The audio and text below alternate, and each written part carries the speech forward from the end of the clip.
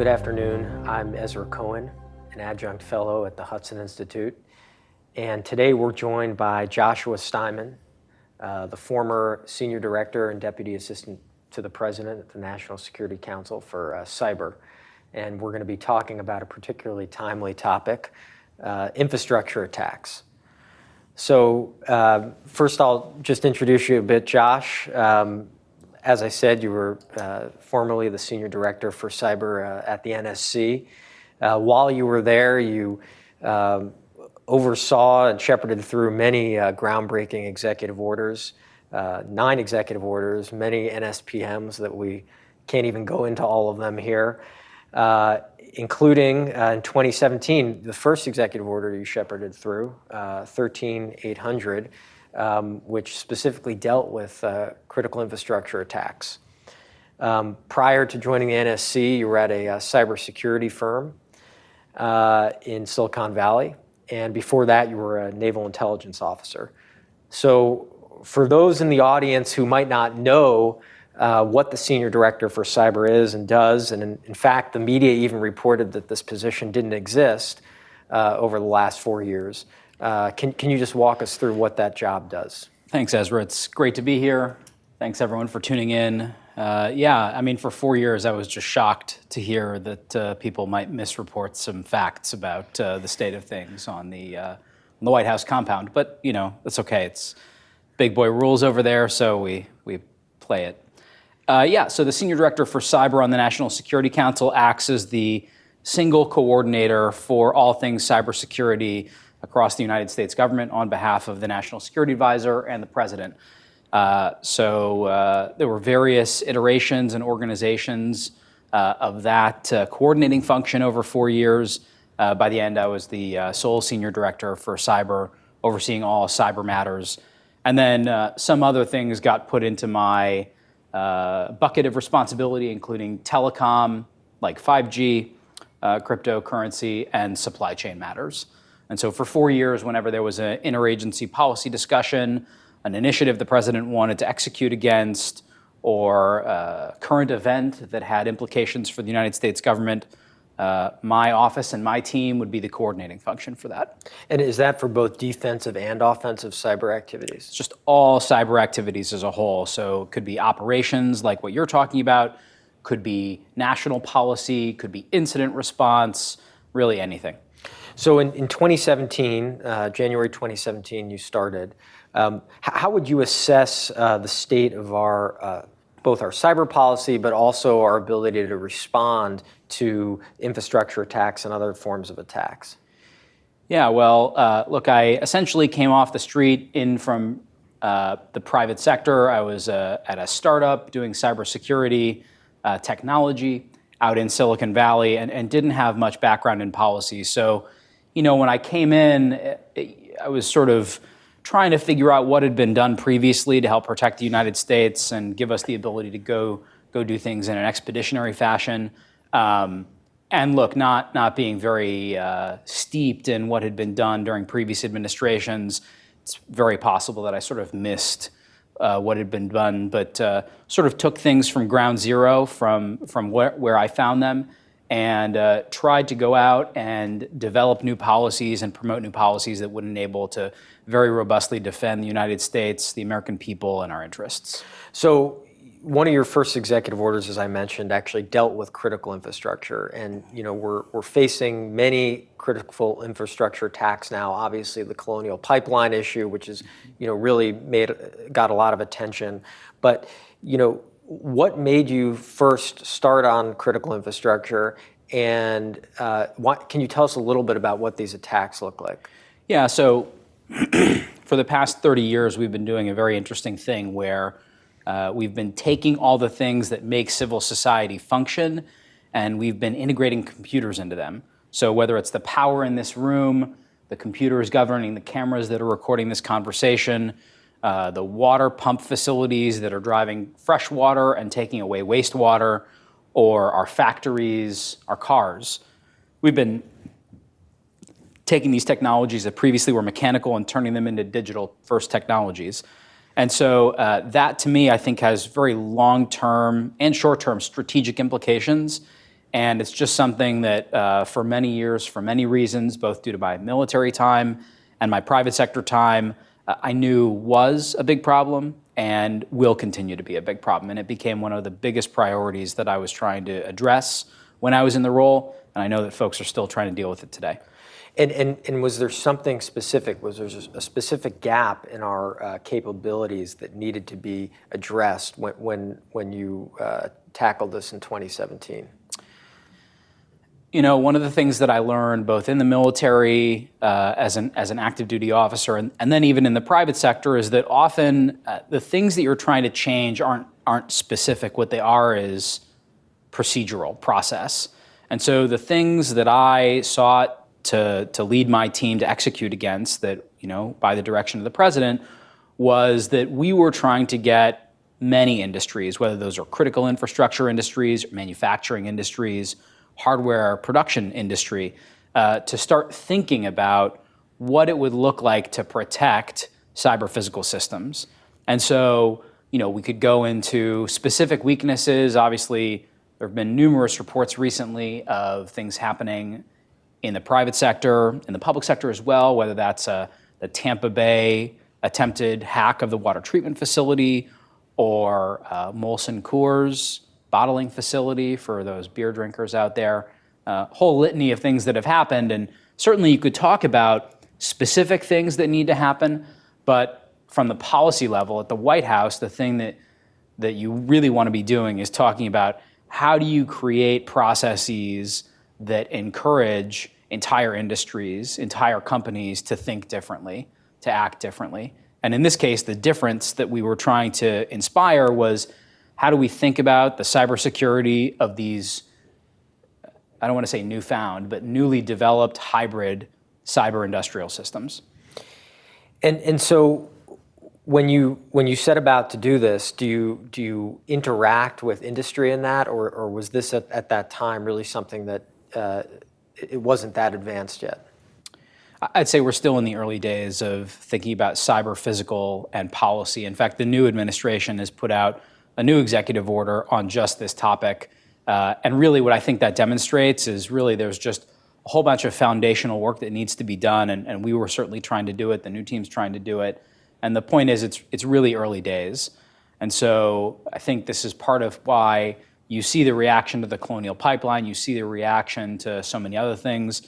New reports today about cyber exercises with the National Guard, I believe, and critical infrastructure, demonstrating some of these weaknesses. Really, in those early days, you have to figure out like what's going on and what can be done and how to accelerate the doing. I think that's where we're at right now. So just to take even a step back from that, let's talk a little bit about these infrastructure attacks. What is the history of these attacks as you see it, and really what was the first kind of attack on the scale that we're seeing today? Yeah, so academics and practitioners that study this topic will absolutely disagree with me and go back many years to other things that had happened. But I think the big attack that captured the public's attention was Stuxnet, where you had an unknown actor deploy a cyber tool onto a network that caused destruction of industrial equipment. And it seems like that was a very deliberate attack that was planned over some number of months or years, maybe even longer.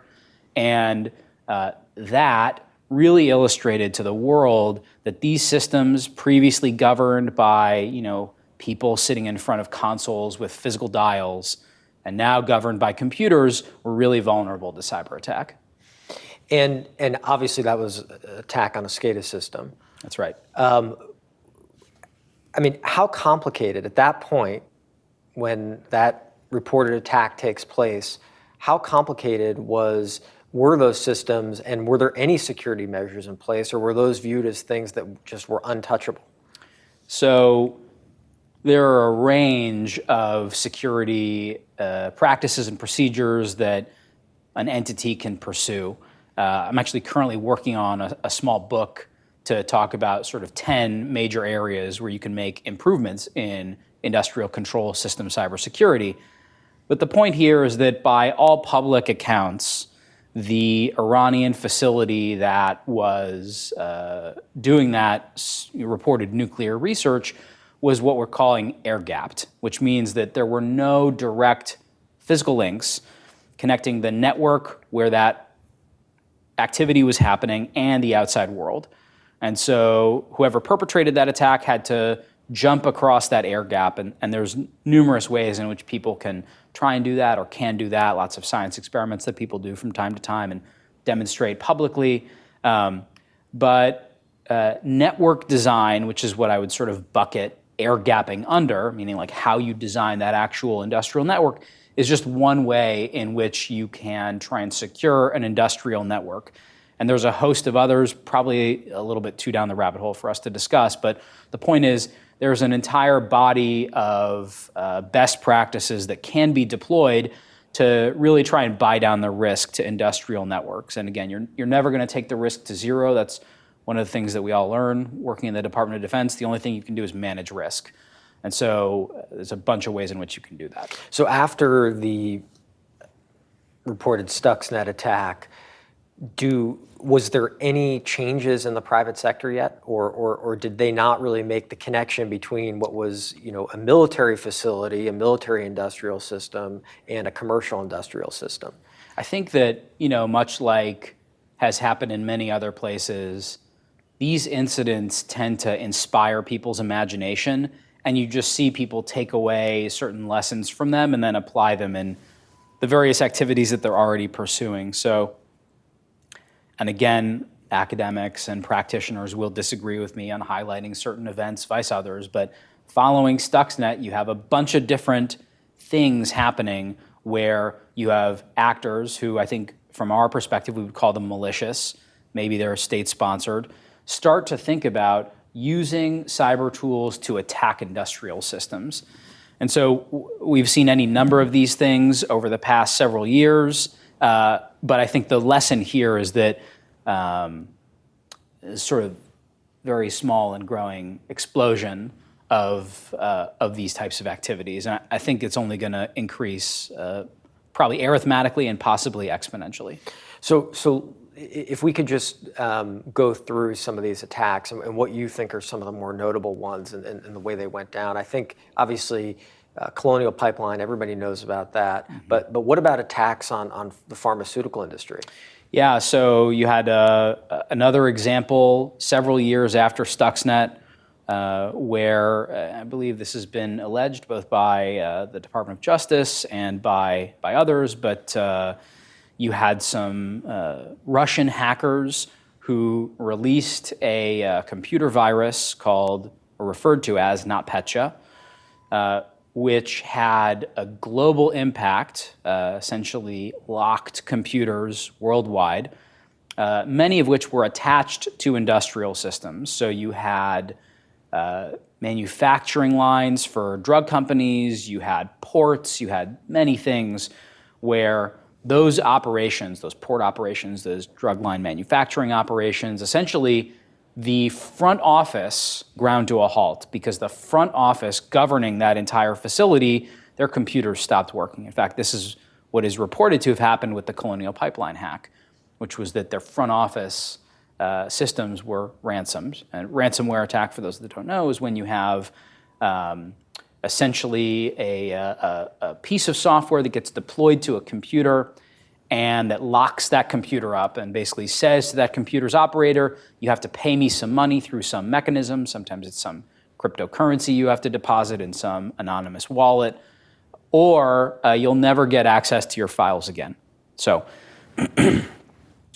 we had an incident called NotPetya. We had other incidents called WannaCry. And in these scenarios, in most cases of the scenario, you had those front offices get ransomwared. And what that meant was that all operations in the back of the house, all the industrial systems, ground to a halt. Now, at the same time, many of those industrial systems themselves are, again, governed by computers. In many cases, those computers are connected to the internet. And so without going into too much detail, and we can certainly maybe put something in the show notes or something like that, link to attacks, in many cases, those industrial systems connected to the internet have been themselves subject to cyber attack. It's usually a bit more focused. But again, when you have like a $1 billion drug production line, or in the case of, there was an attack on Saudi Aramco, which is an oil company in Saudi Arabia, where there were some, I believe they're alleged to be state-sponsored hackers, got themselves onto the industrial network, and were able to make certain alterations to the computers literally on the oil refinery equipment that would have caused that equipment to possibly have a catastrophic event. There are lots of public articles that have been written about this, and again, we can put that in the notes. But so you have sort of two scenarios. One, very widely discussed, you have ransomware, which can affect industrial processes and industrial facilities. But then you have these other very challenging incidents where you actually have people going after the specific industrial equipment. So the Saudi example, the Aramco example, is probably the most famous one. So of the attacks you've discussed, some of them have been attributed to criminal entities, perhaps with state ties. Others, such as WannaCry, have actually been attributed to state groups. Yeah, that's right. What's going into the strategic calculus here? I mean, for the criminal group, sure, it's money. What about these state groups? Are these preparatory attacks? Are these practice runs, or are they trying to accomplish some other short-term strategic objective? Well, you can look at the various intelligence assessments that are formally submitted to Capitol Hill, to Congress every year, national intelligence estimates, things like that. And in those documents, official U.S. government sources talk about how there are foreign governments today that are seeking to be able to hold critical infrastructure here in the United States at risk using cyber tools. So I'd say that's one category. With regards to this sort of murky world of potential commercial actors, maybe they have some ties to state sponsors. I think we see this, and the best place to look is in DOJ indictments, where you have groups that, maybe they're contractor firms or something like that, and they're doing work. It's unclear in the charging documents whether it's at the direction of a state sponsor or not. Sometimes it is, sometimes it's unclear. And I think the point is here, and this is something that I think we tried to always remind ourselves on the National Security Council staff, is that you can't mirror image the way in which a foreign government works. They just don't operate the way the United States does. We want it to be that way. We very much want to be able to imagine that, the Chinese, for example, operate the same way that we do, with the same sort of strictures of the rule of law, but that's just not how it operates. That's just not how that company or that country operates. Probably both statements are correct.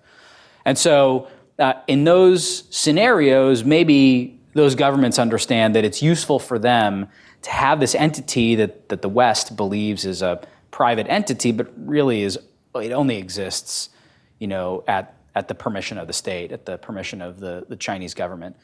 And so, in a country where your social credit score goes down if you jaywalk, I really can't imagine that you have these entities operating without the implicit or direct permission of the Chinese Communist Party. And do the Chinese view this as? I would assume that when they are preparing these tactics for an actual war, they need to be exercised. Are these things, by your estimation, exercises for the Chinese? I mean, or are they, or are there more specific aims that they're attempting? And can they practice these things? Or how do governments, Chinese, the Russians, the Iranians, how do they actually practice these types of activities? I think this is a great question. I'm super glad that you asked it. So, one of the things that I always tell people is you have to remember that the Chinese Communist Party does not think about conflict the way that we do. And it's sort of a philosophical difference, Western philosophical difference. We could sort of go into throwing around lots of names of famous philosophers, but essentially you have to remember that the West has this inbred concept of duality, right? Like we're either friends or we're enemies, but you can't be both at the same time. This is why you have things like declarations of war that are required by the Constitution. And so other mindsets, other philosophies, and by extension, other governments don't have those sort of hard and fast, I don't want to call them requirements, but like desires, impulses, needs. They believe that conflict exists on a spectrum, and that conflict can be ratcheted up or ratcheted down. And so for the audience, I would highly recommend a Rand Corporation report called Systems Confrontation and Systems Destruction. And it covers the evolution of Chinese military doctrine since the very famous, I believe it was a 1999 paper written by two Chinese colonels that now run the Chinese War College. And that paper, I believe, was called Unrestricted Warfare. And so if you read Unrestricted Warfare, you think, oh my God, the Chinese think that everything's fair game all the time. And then you read this other paper, which came out maybe about 3 years ago, and what you realize is Unrestricted Warfare was the beginning of next generation Chinese military doctrine. And what we have since then is this, again, wide proliferation of new and very, unfortunately, creative ideas about how to compete with an adversary. And obviously, the papers that are translated and synthesized in this Rand Corporation report, Systems Confrontation and Systems Destruction, they're very much talking about the United States. But essentially what they talk about is degrading at every opportunity, every underlying fundamental aspect of an entity with which you're competing against. So whether that's being able to pre-position cyber attacks on critical infrastructure, destroying people's ability to communicate ideas by degrading language, conducting lawfare, using so-called private companies to try and steal intellectual property, undermine economies, et cetera. Chinese military doctrine, which falls under this Chinese concept of military-civil fusion, and therefore by extension is the strategy of the Chinese Communist Party, essentially sees all these things as fair game. And to get back to your point, the interesting thing here is that I would expect, having read all that and kind of observed what I've observed, even just from the private sector perspective, is that what they're essentially doing is exercising constantly, where people are constantly taking action and trying to get better. Because they don't, philosophically, it seems as if they don't believe that there ought to be that sort of absolute restraint. Like, oh, we don't do certain things until something happens, until someone uses language to say, we are now at war. In fact, they sort of seem to make these decisions on the margin, like, should we do X? I think we can get away with it. Let's do it. And that's a very unique thing because that is not how the sort of West thinks about conflict. And do you assess the same sort of behavior from the Russians in the sense that perhaps some of these activities that they're engaging in are merely exercising their system? Yeah, the Russians are sort of a different beast, although from a philosophical perspective, I draw them back to similar ideas. There, I think you have much more of a mix of private actors that maybe exist because they have some measure of protection from within the state, and then you have obviously some very excellent folks working directly for the state. And so, Russia's economy is the size of the state of New York's. So I almost, and not nearly as panoptic as the Chinese. So I'm not sure the degree to which every single little thing is essentially organized and a reflection of government will.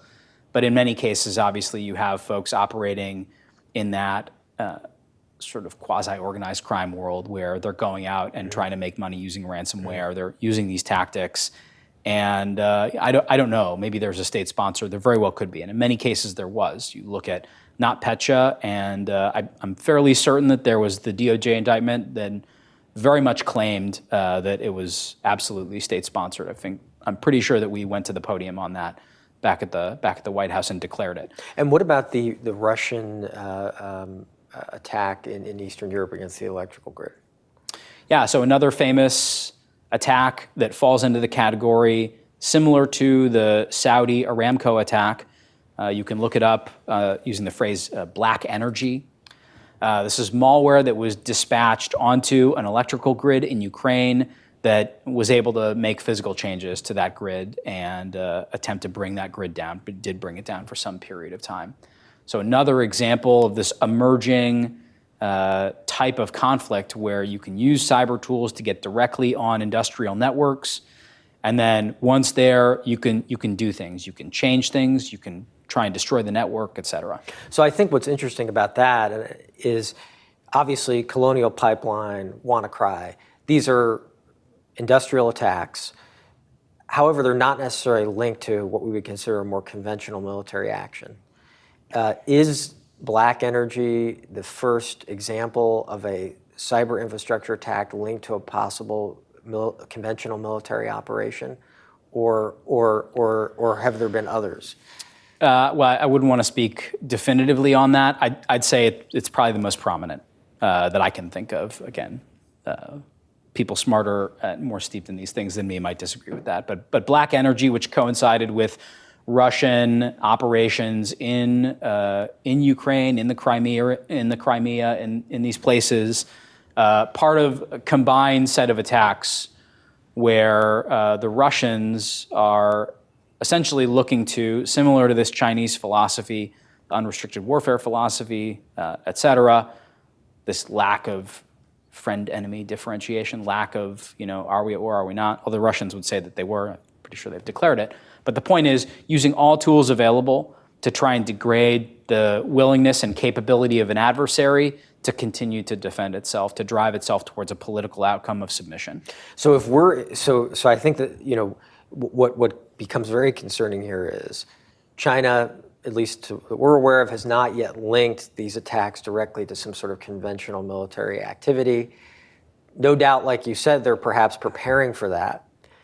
So if the hostilities were to escalate between the U.S. and China, or perhaps China and another one of our allies in the region, Taiwan, for instance. India, we may see cyber actions, infrastructure attack, combined with conventional military operation. What would that look like from your perspective? Yeah, I think that this is the direction that we're headed in. And obviously the Chinese-Indian border skirmish over the past, 24 months? I mean, probably longer than that. But that border skirmish that's happening, I think is one of these places where you could see this type of hybridized warfare. The Russians are practicing it very actively. The Chinese may or may not be practicing it right now in Taiwan. I see events happen in Taiwan. I read about them in the newspaper on the Taiwanese power grid. I see strange things happening at the Taiwanese ports. And the only thing that I can think of in my mind is this would be what I would do if I thought the way that the Chinese thought about conflict and about that gradation of conflict. And if I was trying to degrade willingness and ability to fight back. And I think certainly in like an India scenario, we would see that type of thing as well. And I do believe that Chinese military doctrine, again, you just read the translations of what their own officers are talking about, is absolutely going to pursue these types of attacks. You could read Pillsbury on this with the 100-Year Marathon and reports of Chinese concepts of these assassin's mace capabilities, which according to Pillsbury are military capabilities that have asymmetric impact on the ability of the adversary to fight. And so you could imagine that there might be cyber assassin's mace type of capabilities that would do things like that. So for example, logistics infrastructure, military equipment itself. I mean, there's a whole list of things that you could go after in conflict and in the lead up to conflict. So really, it's not just things like the transportation that would flow forces into an area of combat. You're saying it's actually much more than that. Space systems, for instance. Space Which system. was another thing that you focused on at the NSC. SPD5. With many of these things, look, I had a fantastic team that worked for me over 4 years, incredible patriots, hard-charging directors on the NSC staff. And in many cases, what I would do is, in all cases, I hired people according to the things that they wanted to accomplish in 1 to 2 years. And so I had one very talented civil servant that was very passionate about cybersecurity and space systems, and I hired her and just let her run. And if she ever had blockers, come to me. And so really responsible for SPD5, cybersecurity of space systems, but first of its kind. And again, you're just setting that marker for the space industry, saying things as simple as encryption is important. Encryption of ground stations up to satellites is important for many reasons, military, but also civil as well. And so, a huge issue. And go ahead. No, so now that we know that, these infrastructure attacks, these are very much in play. Obviously, when we know something's in play from a military perspective, we go about trying to develop countermeasures. We go about trying to, insulate it. So, but here you're dealing with the private sector. So what are some of the steps that we could take? I mean, and sure, I think that you'd agree the government has a role in this. Many people talk about deterrence, which we'll get to in a second. But how do these private companies come to grasp with this? It's incredibly challenging, and it's part of the reason why, having left government service, I'm starting an industrial control system cybersecurity company in the next few weeks. And the challenge here is that if you think about the weaknesses of our infrastructure, of our private sector companies, and you think about the tools that can be put against those weaknesses, and again, they're on the front page of the newspaper every week, so I don't even need to go into them in detail. There's too much surface area, unfortunately. And so some of the things that we pressed on for many years when we were at the National Security Council staff, and some of the things that obviously we worked on as well when you were at the Department of Defense and on the NSC staff, have to do with getting companies to run exercises, run tabletop exercises, run real life exercises. What happens when systems go down? What happens when we lose connectivity? What happens when? And be able to drive that type of behavior deep into your organization so that, if something happens, you can roll back to those manual systems. In many cases, like with the NotPetya case that I mentioned, major companies around the world literally had to roll back to using pencil and paper. And it's one of the things that I remember from my military days, which is that many of the training courses almost existed in a world where there were no computers. I remember doing things that later on, when I'd be deployed in combat zones or whatever, we'd have lots of military systems, computer systems, phones, all this other stuff. But in the training scenario, all manual. And it's something that I hope we continue. And it's something that I think our private sector friends ought to be doing. And folks in the private sector need to be doing, because you need to be able to roll back and operate without those systems. Because unfortunately, if you just look at the number of people in the United States government that are capable of coming in and operating from the command line, using a sort of turn of phrase, real keyboard operators, there aren't enough to protect the U.S. private sector. There just aren't, right? So we do have some great folks at some of the agencies that can come in after something's happened, help you maybe recover, maybe find the bad guys, but not enough where if there's some wide-ranging catastrophic attack that hits like 1 or 2 or 3 sectors that... In a time of war. In a time of war, yeah, all those people are spoken for in contingency, right? And so, I don't want to say no one's coming to the rescue, because, there's a lot of patriots and a lot of government offices and agencies with talented folks that are going to try and do the right thing and help. But at the same time, like, private sector companies need to recognize that, that's not the sort of first line of defense. And you have companies like FireEye and now Mandiant, I think they're sort of splitting, and others that are doing a lot of this work.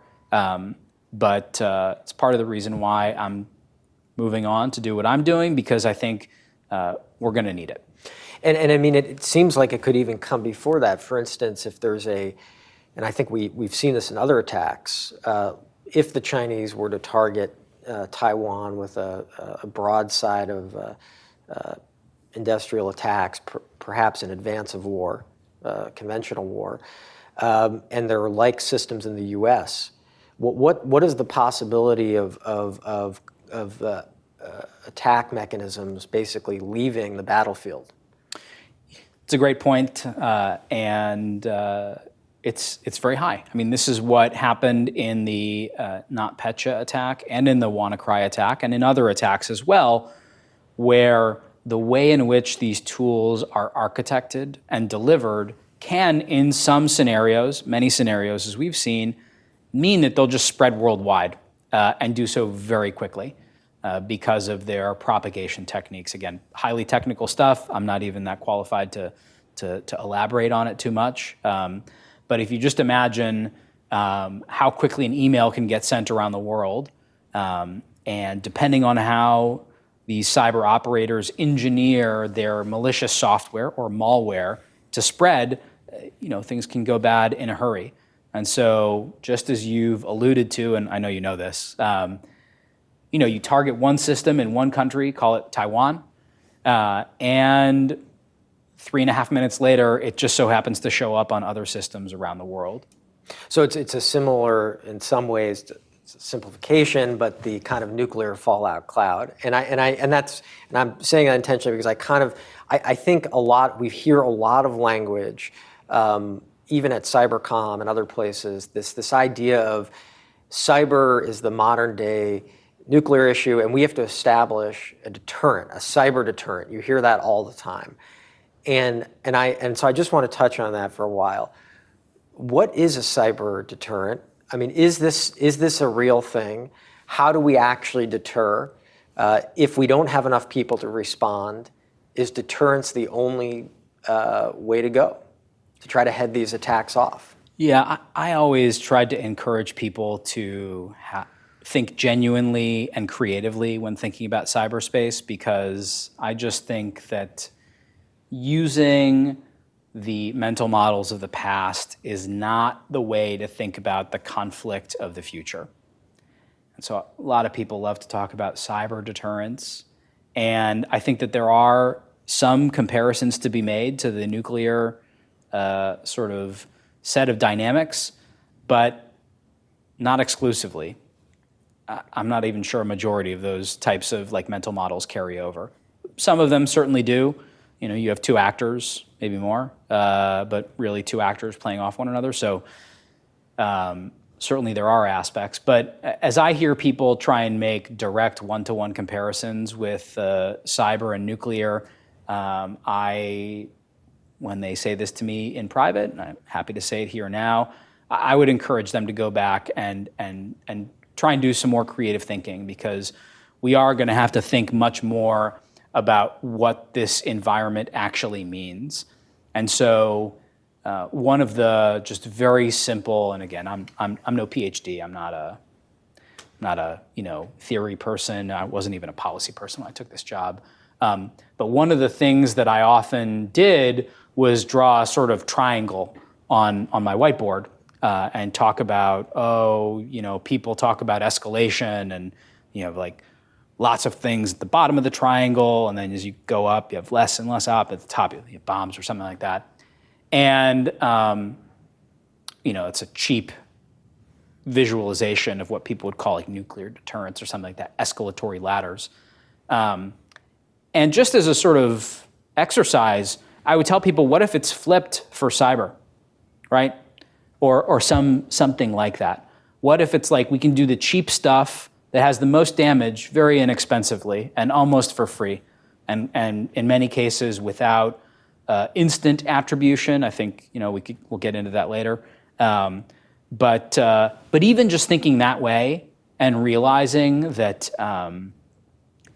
these cyber tools can be built by folks very quickly, very inexpensively, paired with exploits that allow them to get very deep into systems and deployed in a matter of days, is completely different from the nuclear environment.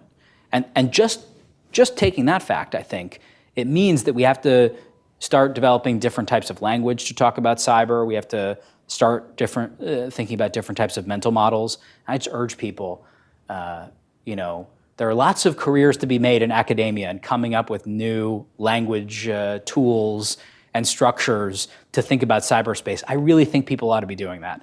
So we have taken retaliatory measures against infrastructure attacks, and they've been contained to cyber. Why? I mean, is that the right move? I mean, if deterrence is possible, does it have to be a response in cyberspace, or are there other acts that you think would do a better job of establishing deterrence, if that's even something that's achievable? I'm not sure deterrence is achievable in cyberspace, and I say that after 4 years of, sitting, riding the wall in the meeting where the decisions were taking place. That's what NSC staffers do. We write the paper for the big meetings, and then we go into the big meeting in the situation room and take notes. And so 4 years of doing that, I'm not sure deterrence exists in cyberspace.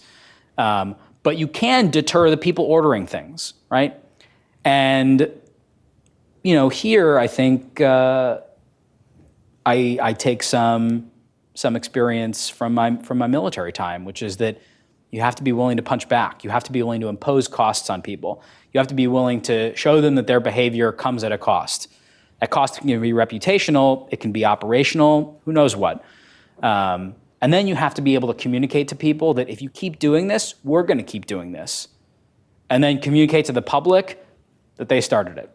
So I think then where you're going with that is really, I think, what we saw happen reportedly a few weeks ago, where President Biden reportedly handed a list of off-limits areas that if the Russians were to attack those, or Russian elements were to attack those, that those would be a quote-unquote red line. I mean, is that what you're talking about? That type of messaging in advance that these are areas that we're saying are off-limits? I think that using words has a place in this conversation. I'm just not sure that place is at the center. I think that we want to be demonstrating to people what happens when, and using the tools at our disposal to do that. I wrote this thing on my whiteboard when I came in that cyber had to be a tool of national power. In fact, we wrote that in the National Cyber Strategy, and I believe it was 2018, the first national cyber strategy in over a decade, that we sought to make cyber a tool of national power, just like diplomacy, just like military force, just like foreign aid, like all these tools that we have, they say, in the toolbox. And so I think it's important. I don't know whether or not delivering of words to foreign leaders is going to prove to be definitive, and not going to second guess the team that's in there. It's just not how I roll. But if it were me and someone asked, the thing that I would do is, you want to take some action as well. And in order to take action, you have to have people that are ready to take action, that have been practicing, that understand how to do these things. You have to have a bench, right? Like you can't just show up to the World Series. Like there's a reason why Little League exists and why the regular season exists. You develop players all throughout their whole career so that for the big game they're ready. So I think that, have we seen any sort of cyber attack where the response is lethal action? We haven't seen that yet, right? Not to my knowledge. So, if we're talking about, to respond to cyber attacks, something that exists outside of cyber, perhaps to create a very clear consequence, do we have the proper doctrine and legal structures worked out to be able to do that? Well, look, I'm not going to get into details, but I would just say that this problem that you've identified is one that we worked for a very long time to make sure that from a policy perspective, we were ready to do those types of things. And I'm very happy with our progress. And there are a bunch of public statements that have been made by people more senior than me during the Trump administration that I think would go to say that we accomplished that. So I think the other tool that we see used is attribution, and you mentioned that before. And just today, your successor, Ann Neuberger, who we both worked with when she was at NSA, and is an extraordinarily capable individual, apparently is going to the White House podium to attribute a round of attacks to the Chinese. And this administration has gone in many ways to do attribution, and past administrations have done attribution. What have we seen come out of attribution? Yeah, I mean, look, the Trump administration did attribution on several occasions. Again, I think that you have to pair words with actions. And I'm not asking for anyone to sort of, show us what they're doing, but I would hope that when we do those things, that they're paired with other activities, right? You have to demonstrate resolve. I think probably the best advantage, the biggest thing you get out of attributing is you continue to show and force public acknowledgement of what someone is responsible for. And so I think of DOJ indictments for the Chinese hackers known as APT-10, very broad intellectual property theft campaign, global in scale. I don't know, but I imagine it continues to this day. And so you do things like that, and then you make public statements and you say, look, here's the Chinese government.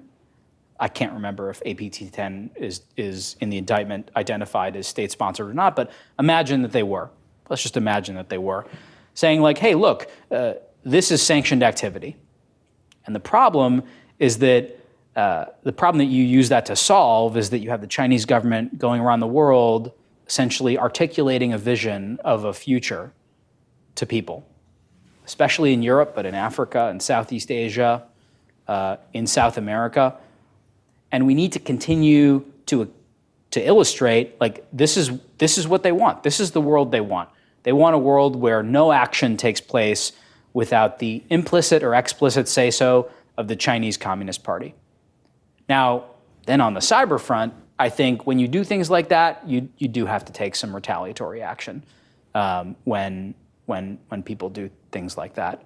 And I don't think the words themselves are solely enough of a retaliation.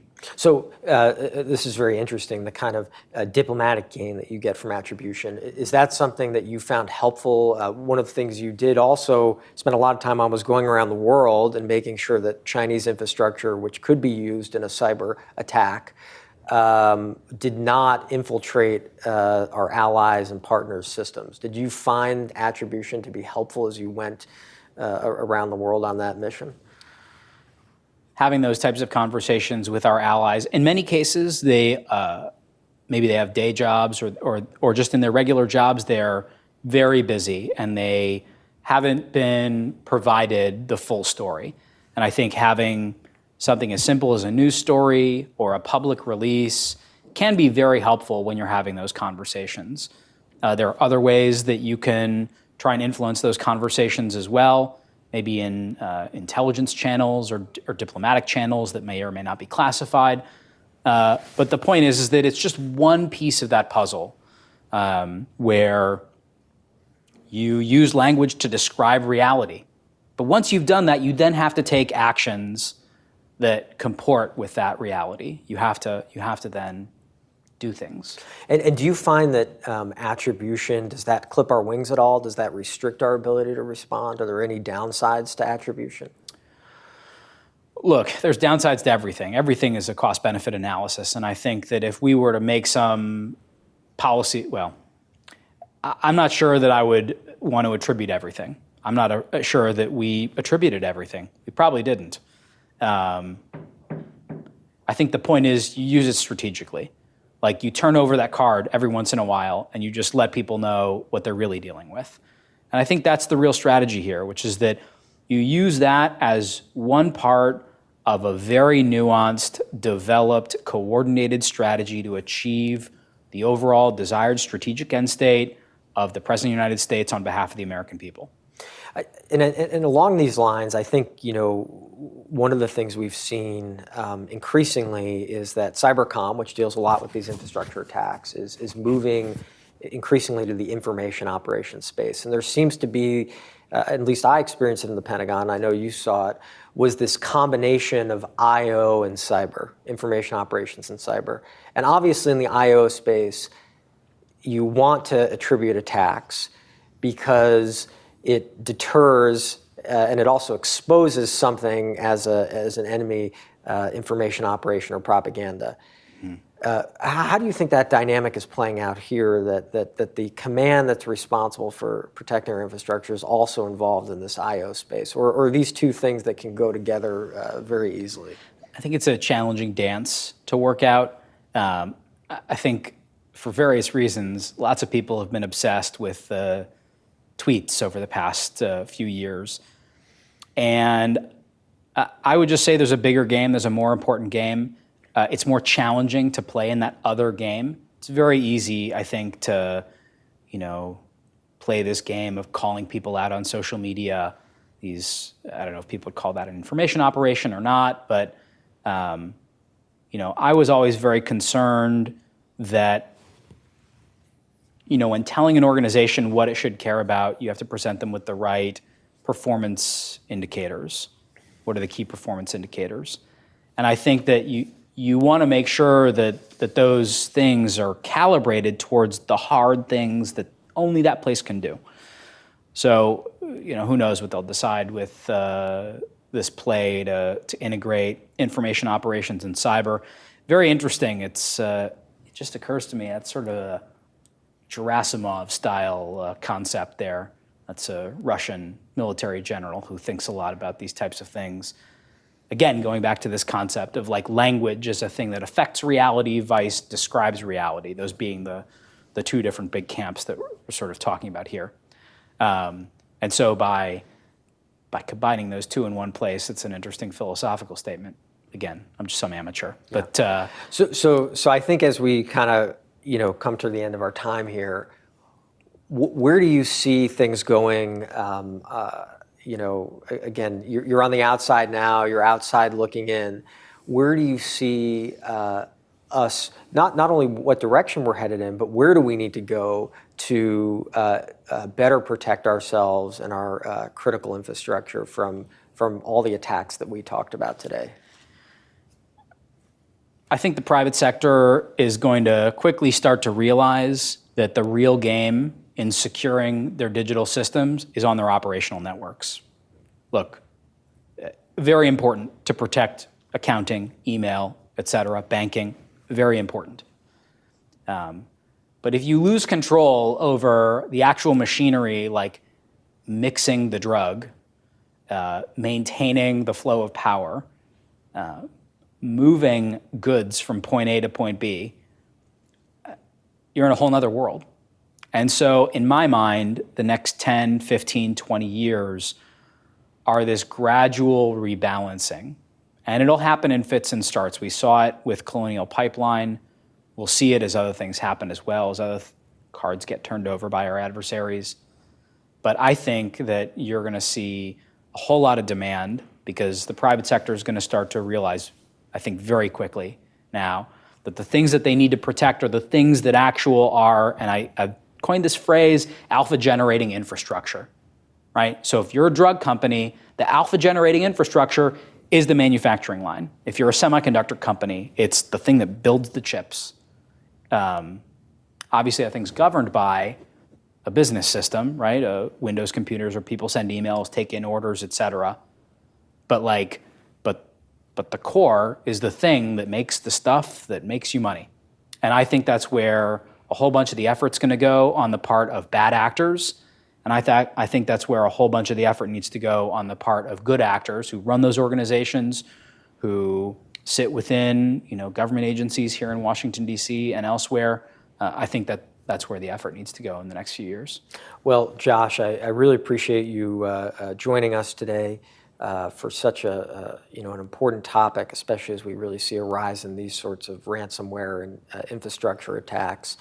And many of the things you suggest today, I know that much of the team that remained in place is working diligently on, and we wish them the best of luck, because it really is at the core of protecting this country. So thank you very much, Josh. Thanks for everything. Thanks.